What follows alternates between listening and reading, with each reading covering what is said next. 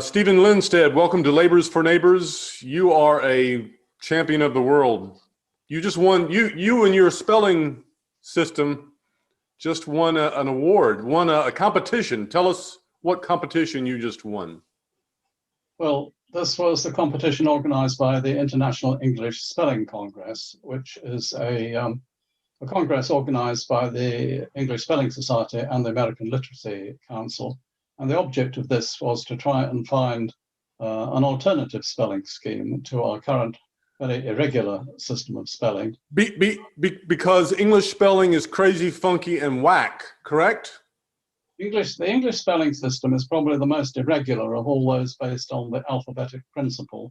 It's what the etymologists call a deep orthography, which means it's incredibly irregular, which means it's very difficult to predict. The example I always used, had, mad, sad, fad are fine, and then you throw in plaid, and that throws the whole thing out of whack because, okay, you threw an I in there somewhere. Why don't the other words get a silent I occasionally? And yes, indeed. It throws the whole thing into chaos. Yeah, I mean, the English spelling has got some underlying rules, and we can talk about that more later. But the problem is that English spelling just doesn't observe its rules. There are so many exceptions, which makes English spelling very difficult to master. And there are economic costs to this. People used to just think, well, we all had to learn to spell. We all managed to eventually. But the fact of the matter is not everybody does. And studies carried out in Scotland show that English-speaking school children took upwards of 2 years longer to master basic spelling than those of other countries, French, German, and others. And that 2 years extra schooling, extra learning is an enormous cost. And of course, some people leave primary school, secondary education, and haven't mastered spelling by that time, and they can carry this burden with them throughout their lives. And certainly I and the Society believes that this is one of the contributions to the level of illiteracy throughout the English-speaking world. Stephen, you're a member of the English Spelling Society? Yeah. I'm a member of the American Literacy Council since 1988, since 1989, 88. And we had there were six finalists in this competition. It took 2 years. Was that a trial? Was that a drag? Well, I think it was, it required a considerable effort. I mean, the Spelling Society committee did debate whether members of the committee, like myself, should be allowed to put in candidates for the competition. And after a considerable discussion, they decided, yes, it would be unfair to deprive people who had spent a lot of time on producing schemes from putting them in. But we did take steps to, as far as possible, to make sure that the system was fair and transparent. All the applications, all the schemes that were submitted, were sifted by independent sifters to see whether they complied with the terms of the competition. They were then sent to an independent commission consisting of 6 experts, and no member of the committee had anything to do with the selection of the shortlist. So I mean, people may be suspicious, but I can say hand on heart, I don't think I had any unfair advantage, and I don't think anybody else did, and I just hope people will accept that. Well, I had as good a look from afar as there is, and I was very impressed. Stephen, you, by any definition of the terms, had the tightest, the most conservative spelling reform plan. In other words, English spelling is a monster and is this crazy. You don't want to. Your plan does not make it completely phonetic. Your plan makes it as phonetic, perhaps, as the French spelling system or the German spelling system, which is. What little I know about it, it's a one-way phonemic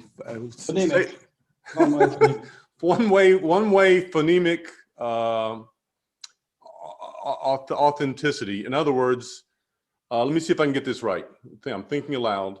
if in French there are 2 or 3 different ways to spell the O sound, and that's you would like to have just one way, but they have 3 ways, let's say.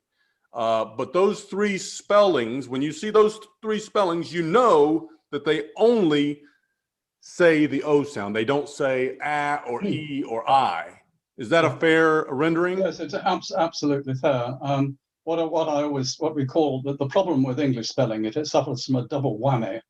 You not merely can you not predict the spelling from the pronunciation, you can't always predict the pronunciation from the spelling. This is the problem even with BBC announcers when they try to wrap their tongues around some local place names. I've heard Great Hucklow come out as Great Hucklow, just because you don't know whether the OW is O or OW. And with French and German and some of the other kind of middle languages, you have one-way phonemicity. You're quite right. I mean, in French, the sound E can be pronounced EX, E acute, or ET, or EST. But once you see written French, you should be able to know how to pronounce it, even more so with German. When you get to Italian or Spanish, then you get two-way phonemicity because you can usually predict the spelling from the pronunciation. Right. And what I've tried to do with traditional spelling revised is at least to push English spelling in the direction of French or German. Now I want you to be as as transparent as possible. Who inspired you? When did you come up with this system? And somebody inspired you. Give me 2 or 3. You had a hero or a scholar that was impressive to you. You come on now. You didn't come up with this out of. I'd like to be able to say there was somebody like Dr. Johnson or Noah Webster or somebody like that. The way I came at it was this. I mean, I have every respect for Soundspell and for the American Literacy Council's efforts. And I think for many years I was probably a radical and that I wanted some more radical scheme. I even produced one of my own called RegSpell, which was independent of Soundspell, was pretty similar to it when you analyze it. Mm-hmm. But then in all the arguments that go on over this, I said to myself, well, look, probably we're not going to be able to persuade the great British public for anything radical. Let's have a look at some of the conservative schemes that have been introduced. I thought that a lot of these did have a lot of defects because a lot of them really didn't achieve anything and had an awful lot of irregularities in them. And so I tried to build on the more conservative schemes and say, now can we at least push traditional spelling in the direction of one-way phonemicity? Can we define the existing rules in a predictable way and just change the words that can't be brought within those rules? So it came to me basically from looking at this situation and looking at existing conservative schemes and trying to push them a bit further towards phonemicity. Are there any words, one of the criticisms that I have heard leveled at TSR, that's traditional spelling revised, is that a person, maybe even the author of the system, if you say a word, an obscure word, you don't necessarily know how to spell it. That's true. I mean, that would be the same as with French. Okay. Or even German. But would it be fair to say that it's, instead of 15 different ways, that it's 2 or 3 different ways that would be the It has, yes. I mean, basically, if in traditional spelling, a particular combination of letters can only represent one particular sound, then generally speaking, that option is carried through into TSR. But where there is ambiguity, then that is changed. One of the main ambiguities we get rid of is what I've already mentioned, OW, which can be either sow as in a female pig, or sow as in sowing seed. Mm-hmm. And so I got rid of that. OW can only represent the ow sound, and the O sound is represented either by O at the end of a word or OE or OA. So I have reduced the options. Where there is ambiguity, I've reduced those ambiguities. The same with the letter IE, which can represent a number of sounds.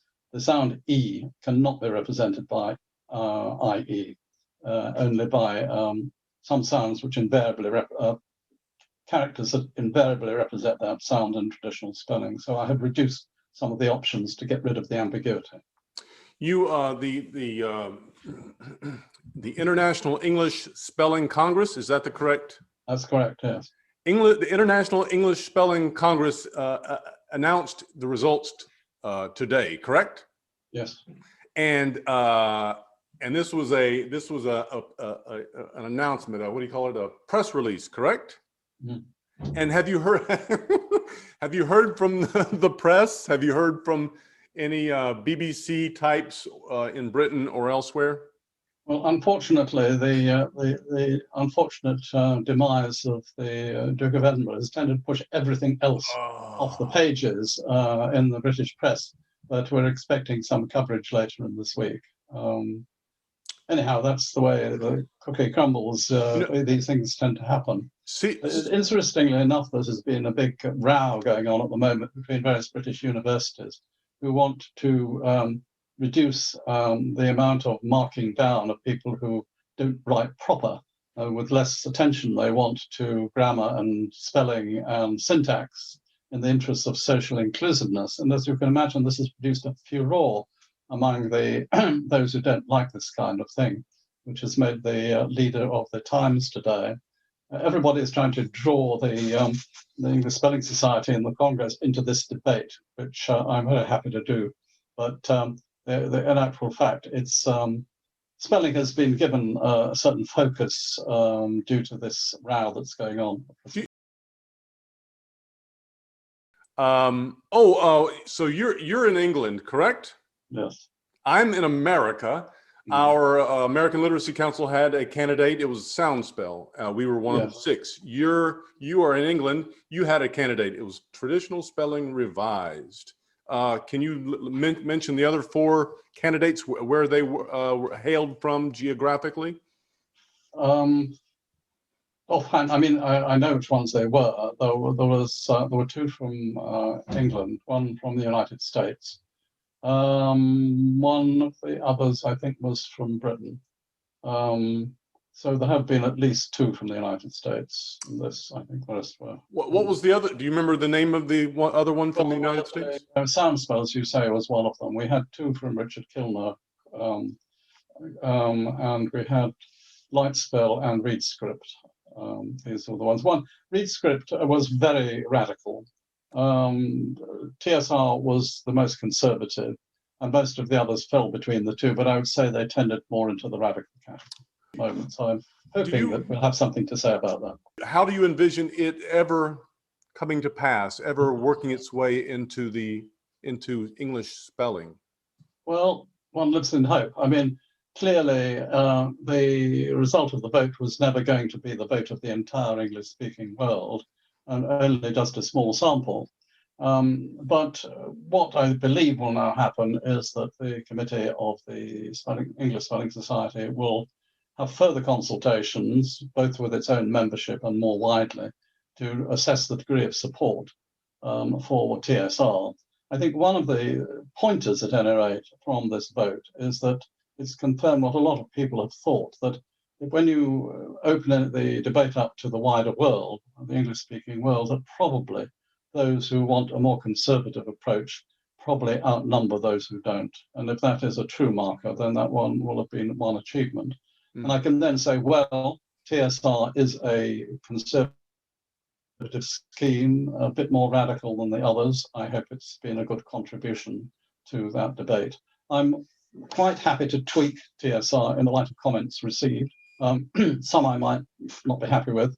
Anything that makes it more coherent and more predictable and more acceptable, I'd be more than happy to go along with. And one of the things I have suggested is that there should be some independent commission to promote the new scheme, whatever scheme may ultimately be chosen, and rule on questions of difficulty. And possibly also, like the Académie Française or the Real Academia, put forward suggestions for changing the scheme. I think an independent commission would be very helpful. Stephen Linstead, your Traditional Spelling Revised won the first and only International English Spelling Congress competition. Congratulations for this tremendous labor for your neighbors. I celebrate your work, and kudos to you, and good luck. So thank you very much indeed.